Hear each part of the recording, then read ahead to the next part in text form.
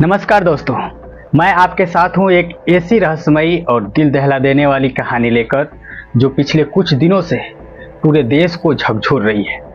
यह कहानी है इंदौर के राजा रघुवंशी और उनकी पत्नी सोनम रघुवंशी, जिनका हनीमून मेघालय में एक भयानक हत्या के रहस्य में बदल गया। तो चलिए इस सनसनीखेज मामले की सच्चाई को एक एक कर सामने लाते हैं। राजा रघुवंशी हत्याकांड में अब तक की सबसे बड़ी खबर आपको बता दें, राजा रघुवंशी की हत्या का मास्टरमाइंड सामने आ चुका है।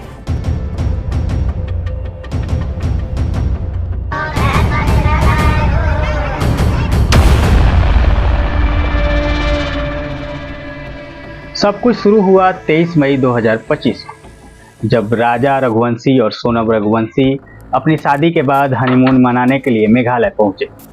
ये जोड़ा माओ स्पाई गुफाओं और चेरापूंजी की खूबसूरती का लुत्फ उठाने आया था, लेकिन किसे पता था कि ये यात्रा उनके लिए आखिरी साबित होगी। अचानक दोनों लापता हो गए।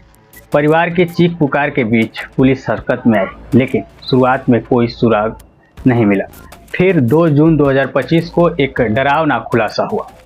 चेरापूंजी के एक गहरे गड्ढे में राजा रघुवंशी का शव मिला। उनकी हत्या कुल्हाड़ी से की गई थी।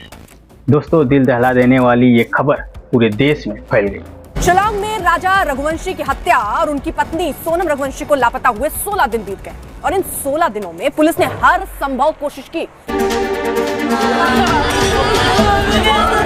शिलांग में हनीमून मनाने गए राजा रघुवंशी का कत्ल किसने किया नहीं मालूम। राजा रघुवंशी का कत्ल कितने लोगों ने किया नहीं मालूम। राजा रघुवंशी का कत्ल क्यों किया गया नहीं मालूम। लेकिन असली सवाल यह था कि आखिर हत्यारा कौन था। और फिर 9 जून 2025 को मेघालय पुलिस ने एक चौंकाने वाला बयान दिया।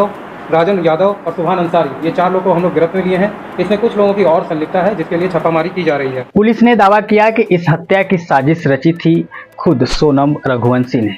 जी हाँ, अपने ही पति की हत्या के लिए उसने ठेके पर हत्यारों को नियुक्त किया था। मेघालय के डीजीपी के मुताबिक सोनम के इशारे पर 4 लोगों ने इस वारदात को अंजाम दिया। पुलिस ने 3 संदिग्धों को मध्य प्रदेश से और 1 को उत्तर प्रदेश से गिरफ्तार किया, जबकि सोनम ने गाजीपुर के एक ढाबे से आत्मसमर्पण कर दिया। लेकिन कहानी यही खत्म नहीं होती। बड़ी खबर इस वक्त आपको बता दें, सोनम और राजा रघुवंशी केस में बड़ा खुलासा हुआ है। राजा हत्याकांड पर मेघालय के सीएम की पोस्ट सामने आई है। सोनम के परिवार ने इस दावे को सिरे से खारिज कर दिया।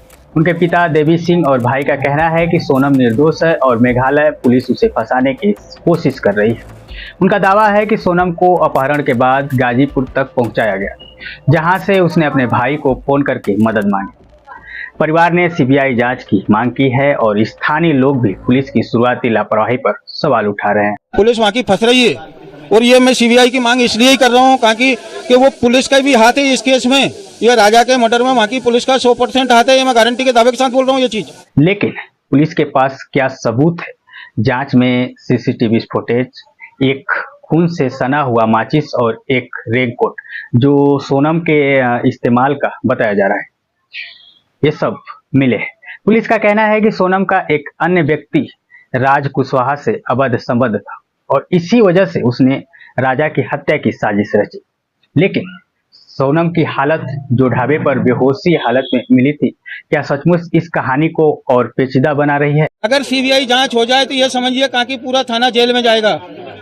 ये मैं उसी दिन से बोल रहा हूँ, पूरा थाना जेल में जाएगा, थाना नहीं बचेगा वहाँ का। दोस्तों, ये मामला अभी भी कई सवालों से भरा हुआ है। क्या सोनम सचमुच हत्यारिन है या फिर वो खुद एक शिकार?